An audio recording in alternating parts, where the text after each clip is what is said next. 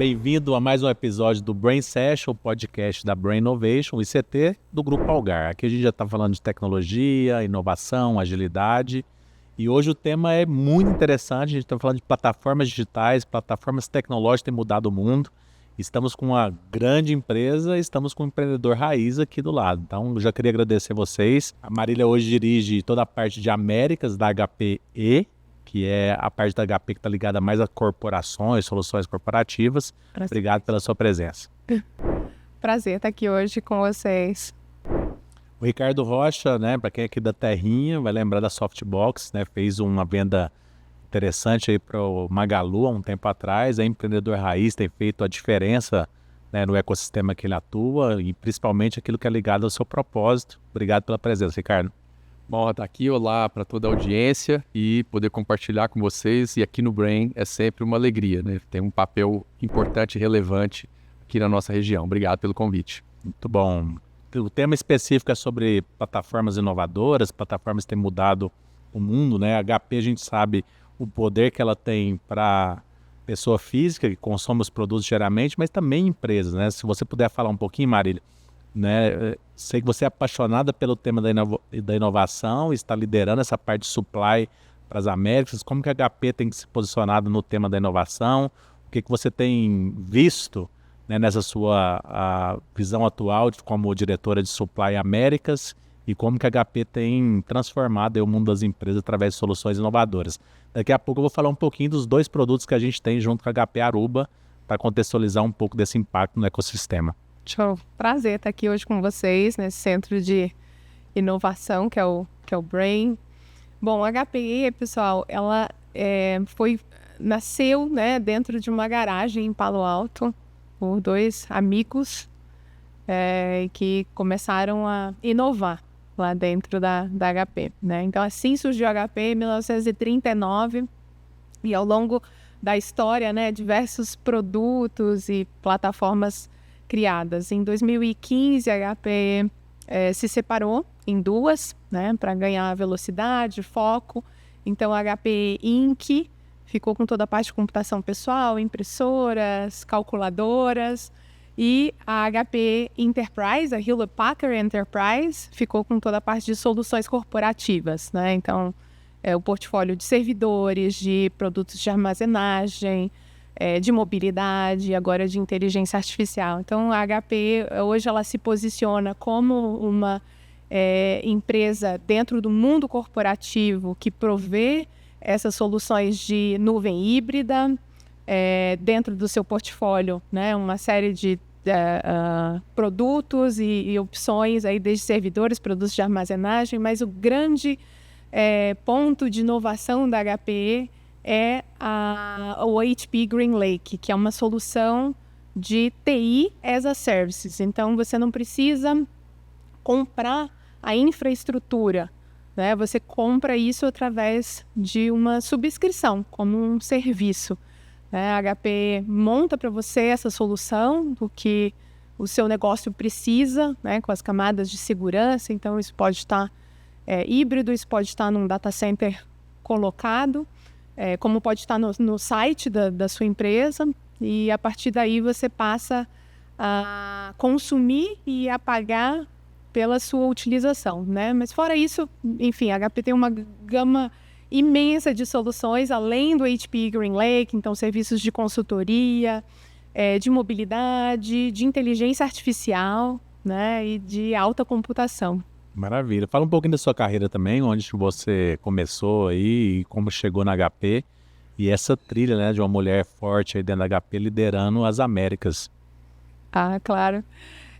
Bom, eu comecei a trabalhar na HP há 20 anos, né? E toda vez que a gente fala isso é engraçado, né? Porque as pessoas que estão no mercado e estão indo de empresa a empresa olham pra gente, acho que acham que a gente é um dinossauro. Mas são muitas trajetórias, né, dentro desses 20 anos, né, e muito dinamismo também. Então, eu passei por áreas de experiência do cliente, né, diretamente nos sites dos clientes, né, na área de outsourcing, serviços, e depois vim parar não no front, mas no backstage, né, liderando a organização de supply chain para serviços. Então, hoje, primeiro eu comecei liderando a parte de logística, Brasil, depois fui expandido para América Latina, e hoje eu lidero a organização em Américas. Então, inclui em Canadá, Estados Unidos, e Caribe, todos os países da América Latina. E sou, assim, super entusiasmada com o tema de inovação, muito admiradora também dos estudos do futuro, né? Toda essa temática e realmente brilha os olhos. Maravilha, obrigado aí, parabéns pela carreira. Eu tô me sentindo também um dinossauro, que esse ano eu faço 21 anos de Algar. Passei por algumas empresas aí. E agora vamos conhecer um pouquinho do Ricardo, né? O Ricardo fez uma grande venda para Magalu, né? Caramba, Softbox sempre foi uma referência de fábrica aqui na nossa terrinha. Já tinha uns escritórios bem bonitos, bem disruptivos assim. E também uma gestão de um empreendedor que respira o empreendedorismo além da venda, né? Então, você puder contar um pouquinho dessa história desde a Softbox, né? Como que foi esse processo de internalização numa grande companhia como é o Magalu. O que você fez lá pelo tempo que ficou, né? 4 anos e meio, né? Se isso foi só o tempo do contrato ou se você realmente se apaixonou por fazer essa transformação em meios de pagamento lá e o que você está fazendo agora, que eu sei que é muitas coisas. Tá ótimo. Bom, empreender tá no sangue, né? Então, para mim, é sempre um privilégio poder enxergar uma ineficiência, algum problema e poder, a partir da tecnologia ou de alguma inovação, de alguma melhoria, poder entregar um serviço de melhor qualidade. A Softbox foi a terceira, né? E junto com ela outras 2 empresas, empresas já vendidas. Eu já tinha vendido 2 antes de fazer a realização desse ativo junto com o Magalu. Mas foi um encontro e uma grande surpresa, né? Como o Fred mesmo diz, né? Que o encontro com a Softbox parece que o Magazine Luiza encontrou com uma filha, né? Ou com um filho que estava já sendo estabelecido e gestado há algum tempo. E esse match cultural, né, com o Magalu fez com que a gente entrasse e rapidamente já começasse a desenvolver o desafio que a gente foi para lá, que foi construir toda uma estrutura de plataforma para que nós pudéssemos levar outros varejistas a venderem dentro da estrutura dos canais do Magalu. E aí nós criamos a estrutura de marketplace e criamos também a estrutura de pagamentos, a semente do Magalu Pagamentos, que veio depois a se tornar a Fintech. Então foram 4 anos e meio dentro de uma jornada assim muito virtuosa. Nós tiramos basicamente o marketplace do zero. Ele faturava lá seus 42 milhões de reais por mês e um dos meses assim de maior faturamento agora no final foi 1,5 bi no mês. Então a gente sai de um trimestre de 146 milhões para um trimestre de 4,5 bi. Isso em 4 anos e meio.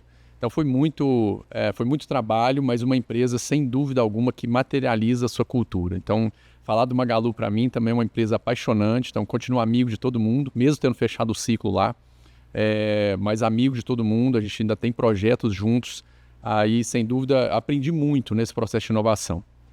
E agora empreendendo raiz de novo, né, uma iniciativa, são 7 iniciativas hoje, que são as mais variadas segmentos que a gente atua, mas todas elas com um cunho de tecnologia e alguma tese que eu acredite nela, né? E fechando esse tema, acho que casando aqui com o que a Marília falou, e acho que se a gente pegar só os temas que ela falou, que dava um podcast inteiro, né? Então, começando lá na parte de segregação da HP, né, em uma linha de atendimento de mercado aí mais corporate, uma linha mais pessoal ou de estruturas de mais massa, consumo, foi exatamente isso que a gente fez dentro do Magalu. E, então, quando a gente criou uma estrutura de parceiro Magalu e a gente manteve uma estrutura de marketplace, o que a gente fez foi atender a um público específico. Então, dentro do perfil ideal de cliente, então a gente fala do PIC, né? E aí olhando para a trajetória da HP, foi isso que ela fez, ela se especializou numa linguagem, numa experiência, numa oferta de valor que fosse adequada para um determinado público dentro de uma dinâmica. E o que a gente fez no Magalu foi isso. A gente segregou as estruturas em termos de experiência, que no final eram marketplace, ambas as ofertas, então são produtos de tecnologia, mas que a gente especializou a jornada, a experiência, a oferta, e isso fez com que o micro e pequeno se visse naquelas plataformas que a gente estava oferecendo e o grande também se visse naquela plataforma. Então a gente segregou esses 2 blocos de mercado e isso fez com que a gente tivesse tanto sucesso. Então o sucesso do parceiro Magalu foi o maior programa de digitalização do varejo brasileiro, com mais de 380 mil varejistas aí nos últimos 5 anos, se deve a esse sucesso. A gente entendeu o perfil do cliente e a gente fazer com que a estrutura funcione a favor do cliente e não o cliente funcionar de acordo com a nossa estrutura. Então, esse sucesso que a HP está colhendo foi o mesmo princípio que a gente adotou na construção das experiências de parceiro Magalu e Marketplace lá na empresa. Excelente. A Algar Telecom, há um tempo, já tem desenvolvido essa visão das unidades de negócio, pensando em B2C, B2B e o pequeno e médio empresário, que nós chamamos de MPE. E a revisão das jornadas, assim como os sistemas, elas são importantes nesse processo da digitalização. Antes a gente falava muito da digitalização dos processos, da transformação digital, agora a gente já caminha para um modelo de evolução digital, pensando em como a IA generativa pode transformar e evoluir os negócios, como que a nova cloud para o modelo de edge computer pode acelerar, por exemplo, a plataforma de games. A gente acabou de lançar uma plataforma de games com um plano especificamente para gamers, né? E para o pequeno e médio empresário, assim como o pequeno varejista, são outras características que vão manter ele engajado com a empresa. Então a marca tem que ser muito forte, o relacionamento, o atendimento, a linguagem. A linguagem com ele tem que ser muito específica, né? A simplicidade dos processos, prometer e cumprir, né? Porque se o pequeno ali, qualquer desvio, você pode matar aquele pequeno negócio. A gente falou disso, 97% dos CNPJs. A tolerância é baixa, mas não é pela impaciência do pequeno. É justamente pela criticidade. Sim. Porque qualquer erro que ele cometa, e aí, vamos lembrar só que o fluxo de caixa do microempreendedor brasileiro dura 15 dias. Então, se ele comete um erro é fatal. Quebra. Ele tem baixa tolerância a um erro que possa acontecer na operação dele. Isso pode ser fatal. Então, esse tipo de cuidado, né, não é só o grande que quer ser muito bem atendido, mas ele às vezes tolera uma certa falha, ele consegue ajustar, ele consegue gerir. O pequeno não. O pequeno é tudo ou nada. Concordo. A gente tem 200 mil clientes no pequeno e médio empresário. A gente sabe o quanto que é crítico isso, né? E segmentar as jornadas ajuda a gente a entender melhor as personas que estão em cada segmento. Sim. E principalmente a prioridade que cada um tem em relação ao atendimento, né? A gente valoriza muito isso na Algar. Um dos nossos princípios é servir, né? Gente que serve gente, e cliente tem que estar no centro de tudo. Então, parabéns pela jornada de vocês. Depois o Ricardo vai falar um pouquinho mais dessas novas iniciativas, né? Tocar 7 iniciativas novas do zero, mas com propósito, exige muito transpiração, além de inovação. E depois recomendo um pouquinho para a gente. Sobre futurologia, né? Marília comentou um pouco disso, que a HP constantemente está olhando o futuro. Quando a gente vê a IA generativa, a gente vê alto consumo de infraestrutura. Então, tanto vocês, quanto a Amazon, quanto a Google, precisa desenvolver muito mais a sua infraestrutura para aguentar o que a IA generativa vai fazer, seja ela privada, seja ela conversando com o público. Recentemente a gente falou do nosso primeiro produto de IA generativa da Telecom, que é como que o Copilot da Microsoft, que a gente está testando agora, vai ajudar os vendedores na ponta a realizar uma oferta mais assertiva para aquele cliente que ele está prospectando. Então isso tem a ver com dados privados, tem a ver com dados públicos, tem a ver com robô, tem a ver com notícia que saiu agora, né? Isso tudo é processamento. Além de olhar o futuro, é como que eu trago isso para o business atual e falo, não tem como crescer a minha infraestrutura do zero. Por isso que esse modelo do as a service que você comentou pode ser um caminho. Sim. Então, se você puder comentar, Maria, assim, o que a HP está pensando para trazer esse futuro que já chegou para o hoje? Né? O que vocês estão modelando no negócio atual que vai permitir que essa escalada da IA generativa aconteça de maneira mais fluida dentro das empresas? Que a grande preocupação do empresário é, além do licenciamento de um GPT, por exemplo, é o que eu tenho que aumentar na minha rede privada. Porque ele tem medo de colocar as coisas no público, né? Comenta um pouquinho pra gente disso. Ah, sim, sem dúvida. Essa solução da HP GreenLake, que é essa solução as a service, ela não só toca a nuvem, né? Se o cliente deseja estar na nuvem, mas também a nuvem privada e o que a gente chama de borda, né? Há 2 anos eu tive em um dos eventos, e a gente vai falar um pouquinho mais sobre isso, né? E lá a HP criou uma solução de Hyper Performance Computing, né? Que é um dos segmentos que a HP tem dentro dela, essa área de alta computação, né, que são esses grandes computadores que fazem milhares e milhares de cálculos por segundo, e que a gente tem em diversos laboratórios ao redor do mundo, né? São computadores, acho que do tamanho, talvez, desse andar que a gente está aqui hoje, né? E aí, durante esse evento, a HP fez uma solução para a NASA de um supercomputador, homologou esse rack, e esse rack fica na estação espacial. E essa estação espacial, diferente do que a gente conhece da NASA, né, que a NASA lança astronautas pelo espaço enfim, e está explorando o universo, um dos grandes papéis que a NASA tem é de observar a própria Terra. E essa estação espacial, ela está lá coletando fotografias e imagens da Terra, milhares delas por segundo, né, de diversos locais por onde ela está orbitando. E aí, esse supercomputador que está lá no espaço, ele está na borda, processando essas imagens, identificando padrões que existem nelas, como, por exemplo, focos de calor, de iluminação, que podem ser um possível incêndio, por exemplo. E toda essa informação e essa análise de dados, ela já é feita ali na própria estação espacial, naquele supercomputador que está ali, e para a Terra só é enviado a informação já trabalhada, já processada, né? Então, a HP aposta muito nisso, né? No Hyper Performance Computing, e dentro do HP GreenLake, que é essa solução as a Service, você pode ter de todos esses mundos, né? Tanto dos servidores, da parte também de Aruba, né? Da HP Aruba de mobilidade, como também desse processamento de larga escala. Fantástico. Esse é um tema importante para falar, né? Com a chegada da nova conectividade, se a gente fala de um 5G ou de um 6G que nós já estamos estudando na Europa, né? A gente tem pesquisadores lá no Brain de Portugal já estudando como que o 6G vai impactar a mobilidade autônoma, por exemplo, dos automóveis, os drones, coisas do tipo. Uma parte da nuvem ela vai precisar ser modificada, que é justamente isso que a Marília comentou. A gente sai de um processamento em data center ou numa nuvem tradicional para processar na borda. A gente chama isso de edge computing, né? Exatamente. Então, os carros autônomos só vão funcionar se o próprio processamento se dá no próprio carro.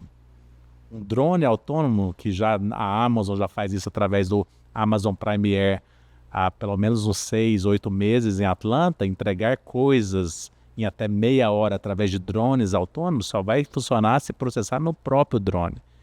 E dando o próximo salto para o mundo do entretenimento, né, com os óculos de realidade mista, um modelo novo de se jogar e se consumir conteúdo, as coisas também vão precisar estar na borda para você melhorar essa experiência. Então essa evolução da cloud ela é fundamental para a chegada de um hiperprocessamento de imagem.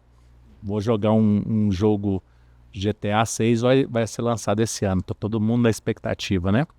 Ninguém bateu esses caras até então. Vendeu mais do que o Titanic vendeu em 15 anos, vendeu na primeira semana o GTA 5. Então o GTA 6 todo mundo na expectativa. Mas não vai adiantar chegar um jogo como esse se você não tiver uma conectividade boa, se você não tiver um device bom para processar isso e principalmente uma nuvem mais próxima cada vez mais do jogador.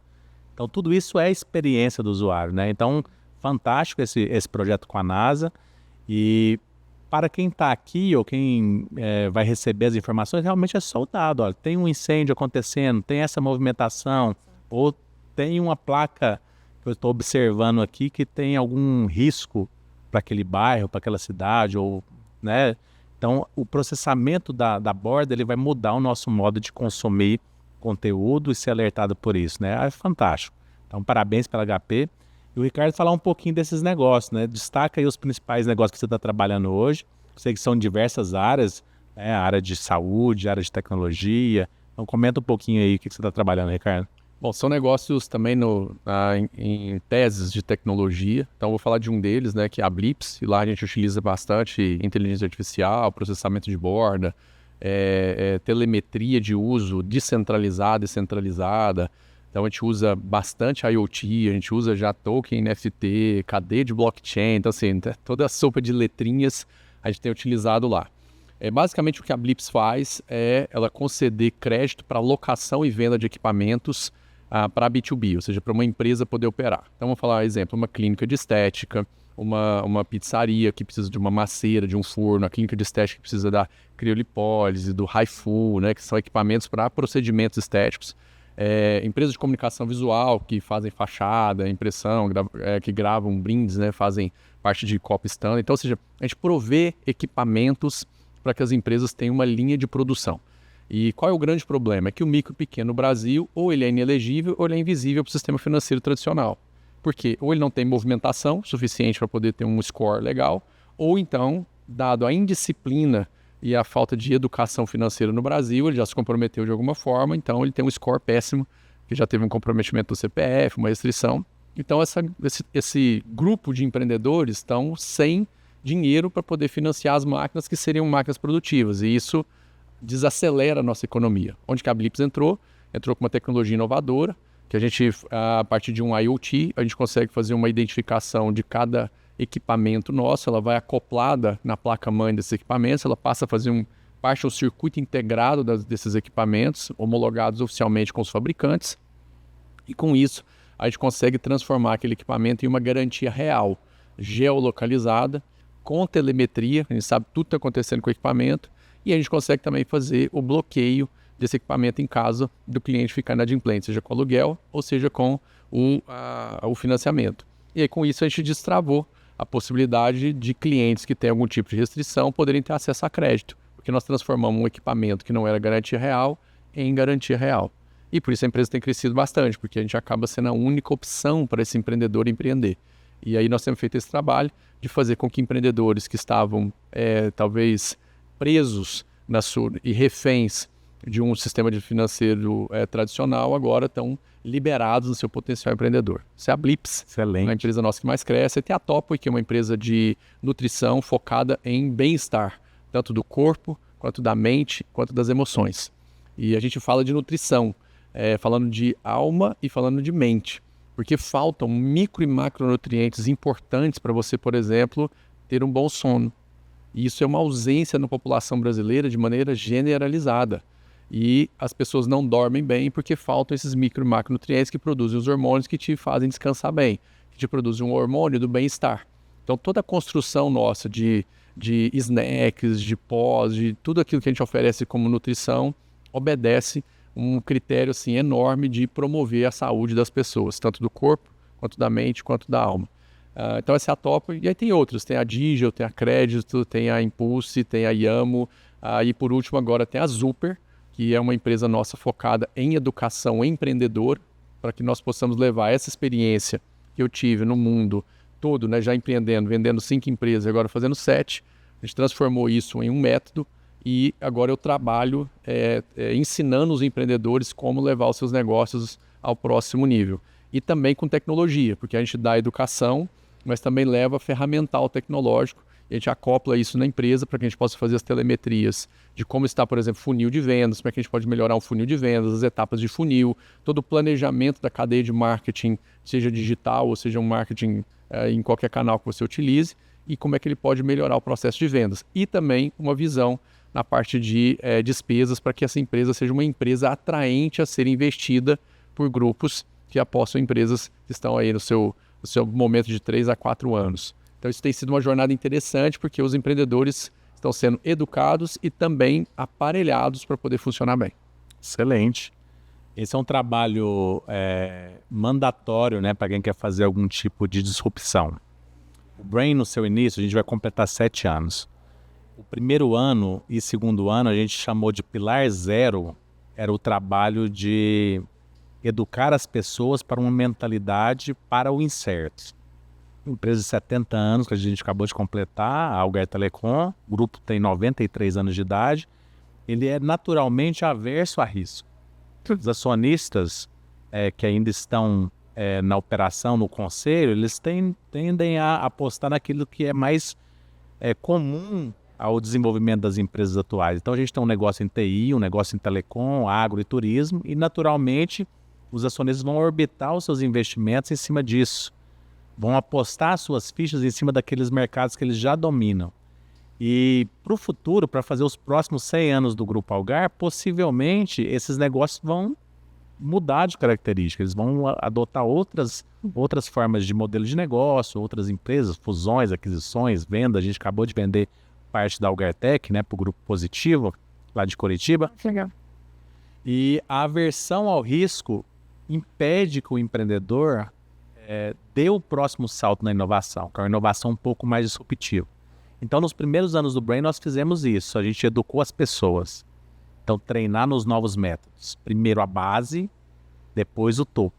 Então, a gente teve um programa chamado Time Out, que até a Eliane Garcia deu depoimento aqui num outro episódio. A gente vai deixar o link aqui para o pessoal lembrar. O Time Out permitiu que os donos, né, os dois principais acionistas, Eliane Garcia e Luiz Alexandre Garcia, experimentassem o novo aqui no Brain. Então, tiraram o chapéu de donos e entraram no squad.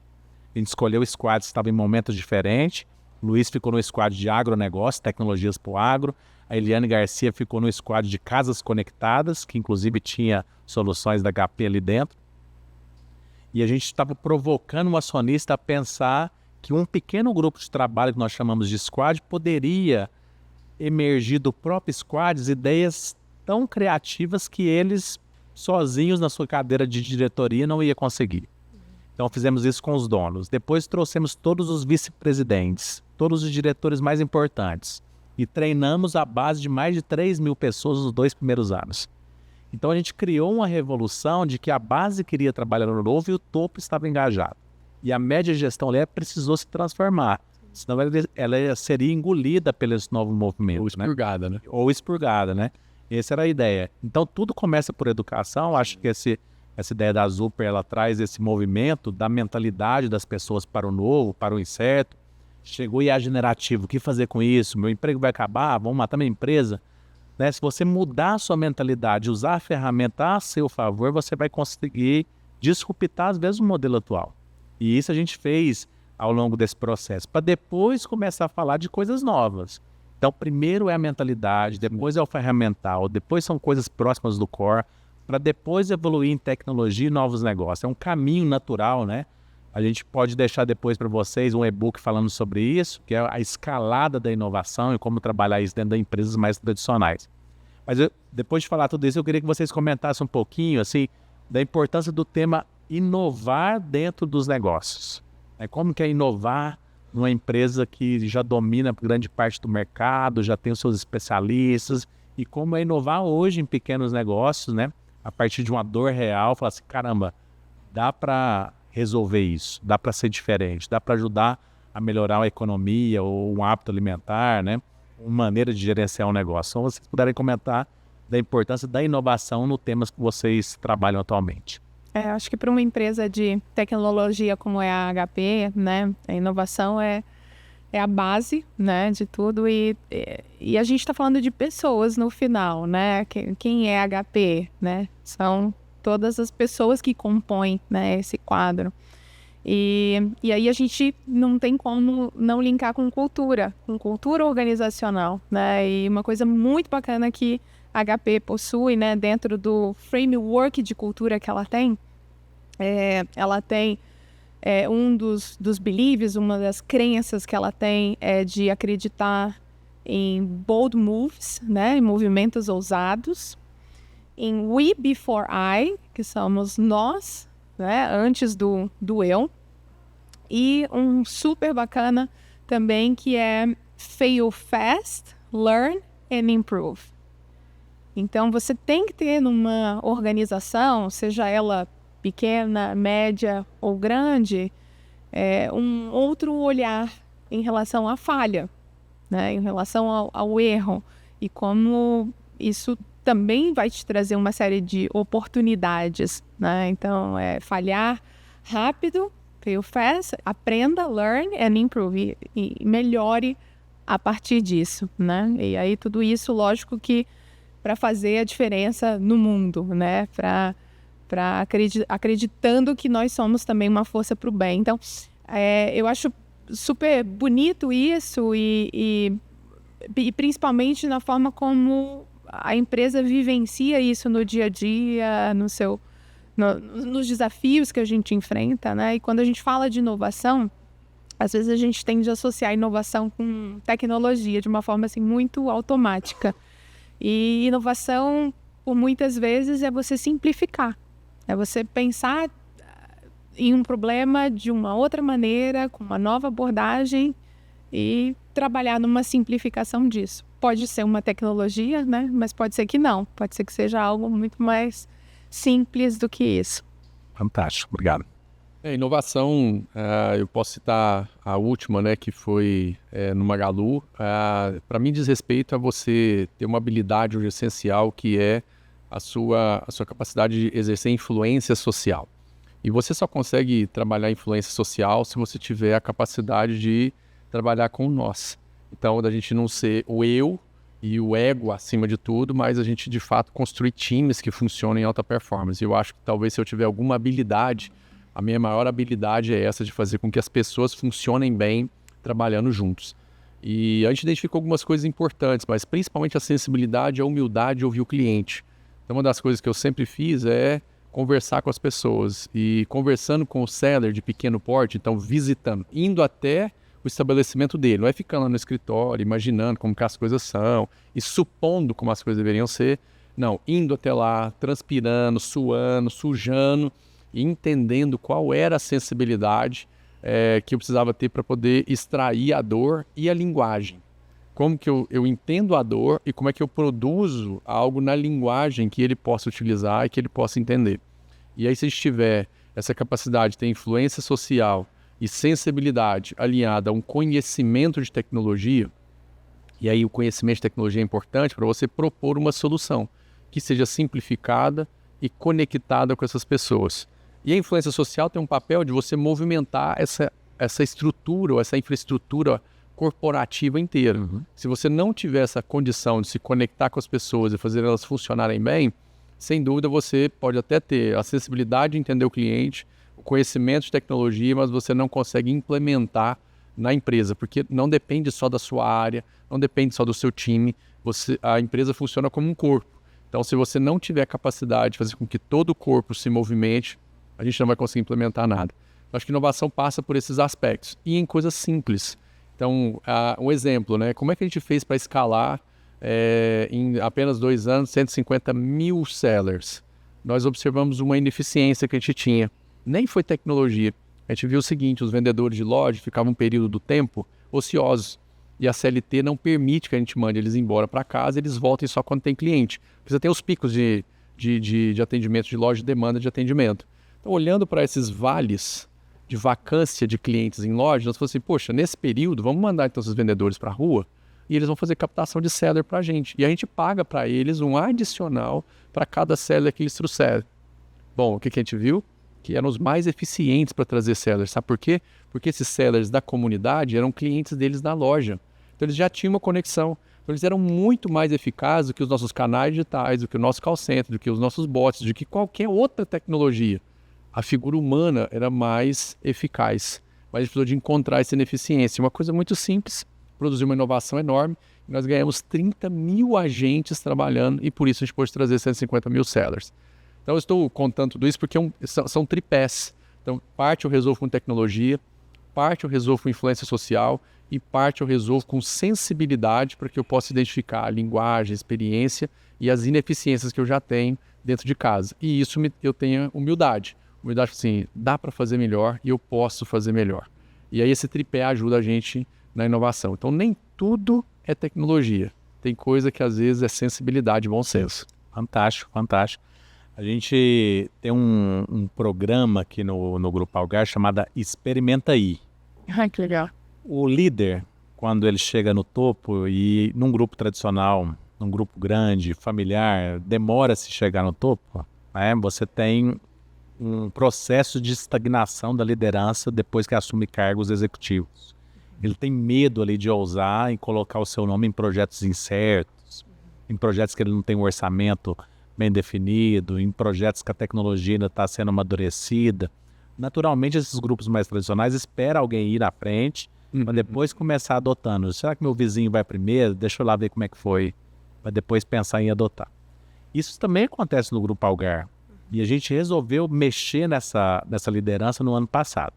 Nós criamos o Experimenta Aí, em que os líderes eram obrigados, ou não, né? Ele poderia perder 20% do bônus também, se ele não quisesse. Então a gente mexeu no órgão mais sensível, né? Incentivado, Incentivado. de maneira muito contundente. Voluntariamente. Isso. Mexemos no órgão mais sensível, o bolso, né? Então, se ele não se engajasse no programa Experimenta Aí, ele poderia perder 20% do bônus, mas se ele se engajasse, a gente queria dar um ferramental para uma cultura da experimentação. A Google realiza mais de 5 mil experimentos por ano. A Amazon realiza 5 mil por quadrimestre. E nós estamos aqui num programa tradicional de ideias, de aceleração de ideias, de acelerar 100 ideias por ano. Então a gente percebeu que uma cultura da experimentação, ela poderia provocar na liderança esse mexer na cadeira. Então eles precisavam fazer um experimento sem orçamento pré-definido e levando apenas 2 pessoas da equipe com ele no semestre. Nós temos 96 executivos hoje, tivemos 102 experimentos. 57% dos experimentos funcionaram na primeira rodada. O número da Google é menos de 7%. Então a gente percebeu que no primeiro movimento do Experimenta Aí, os líderes ainda estavam colocando projetos que eles tinham um grau de certeza maior, que não tem a ver com experimentação. Na segunda rodada, a gente falou, você também tem que fazer um outro experimento, mas agora tem que levar outras 2 pessoas, não pode ser os mesmos. Então criou um movimento também dele formar outras pessoas. E aí nós tivemos novamente próximo de 100 experimentos e 15% só funcionaram.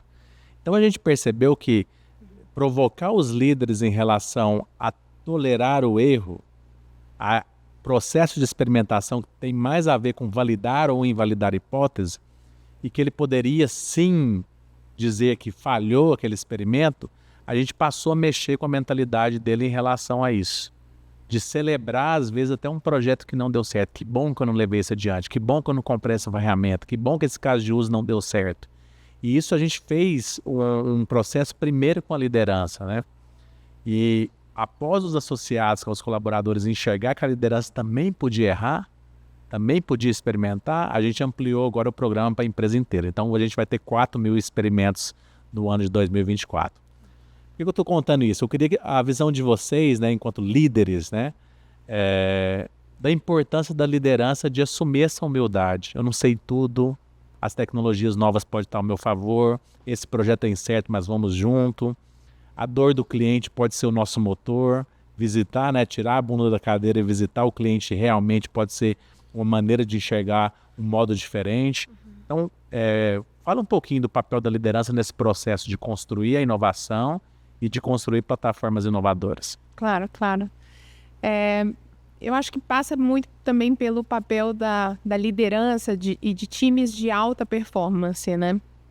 Eu tive a experiência em aprender com a Disney, né? Porque na hora que você olha para a Disney, ela é uma das maiores no mundo em converter clientes em fãs para toda a vida, né? Então, falando de experiência de cliente, eu tinha muito esse desejo em ir até lá e aprender com eles o que eles fazem de diferente, né?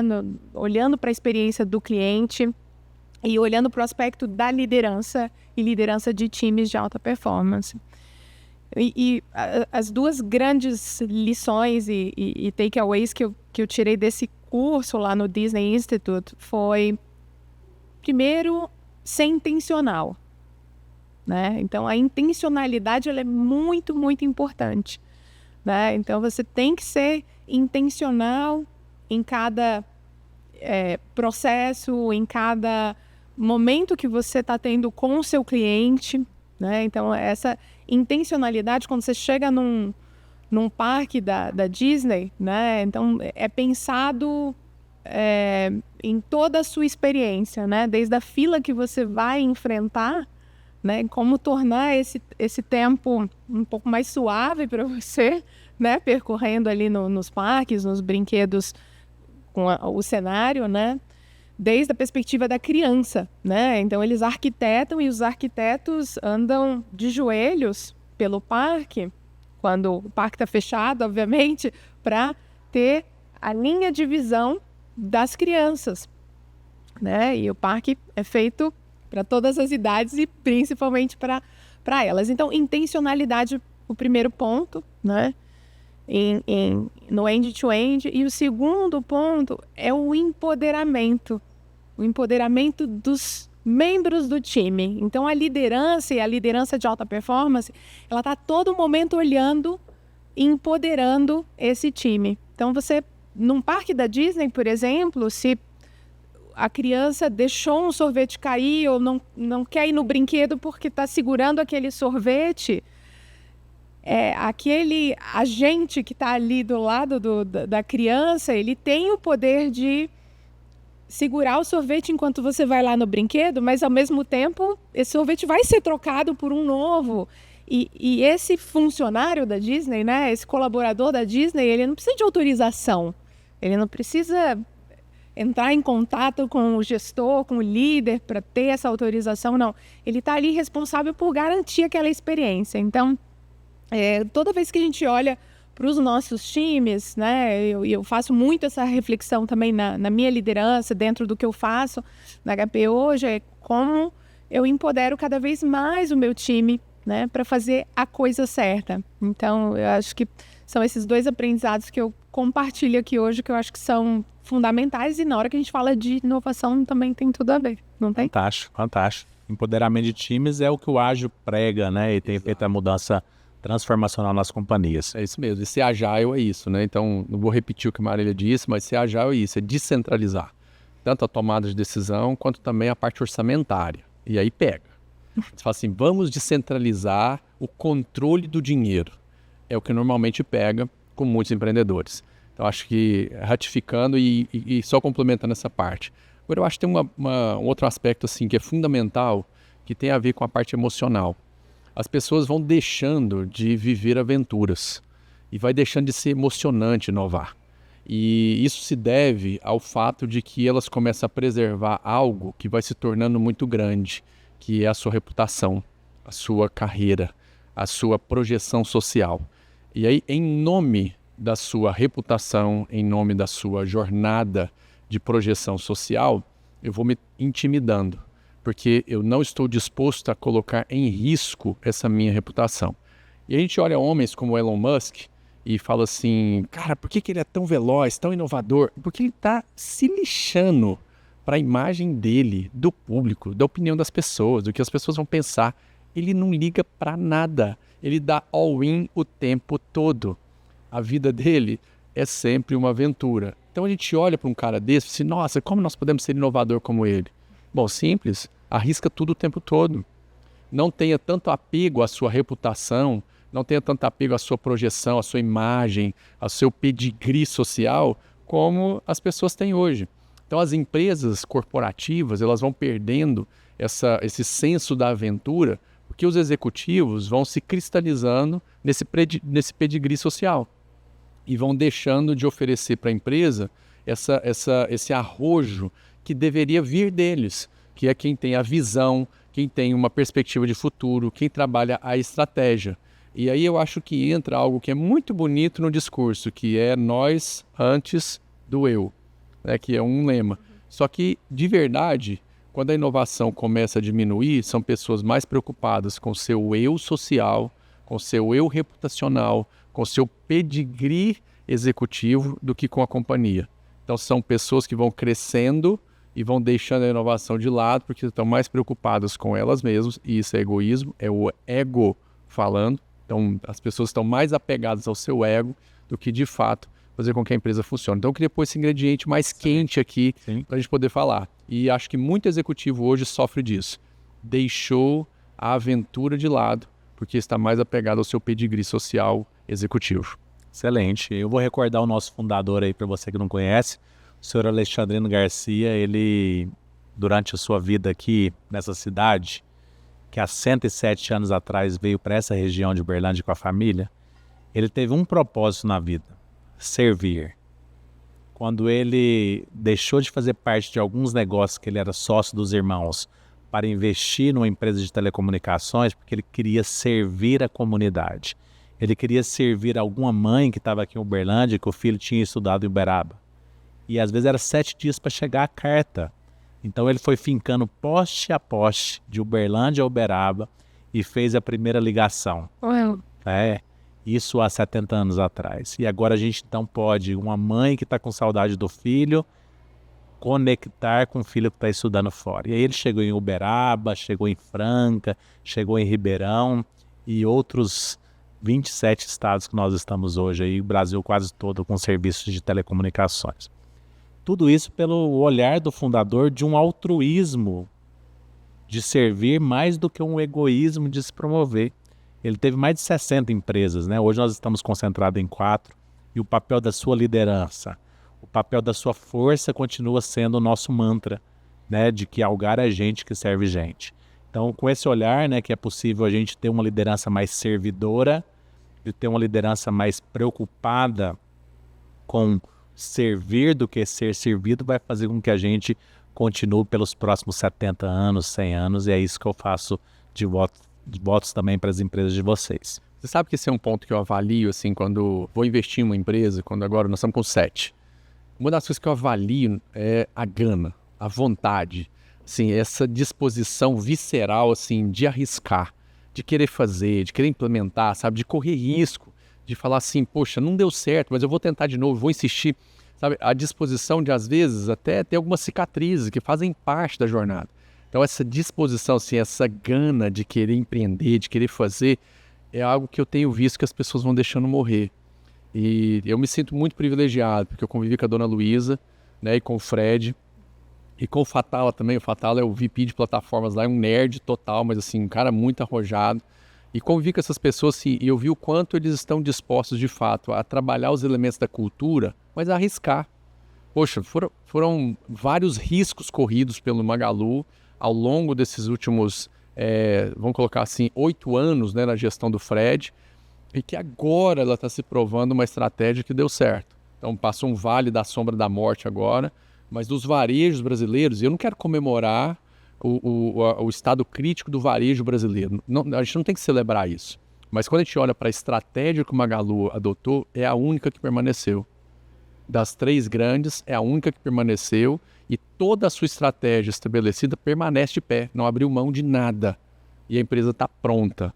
Então, a hora que a gente olha para isso, é gente que arriscou, é gente que não perdeu esse desejo. E conversando com a dona Luísa é muito ousada, assim, a cabeça dela, assim, pensa o tempo todo em inovar. Ela ainda fala assim, eu sou agente do caos.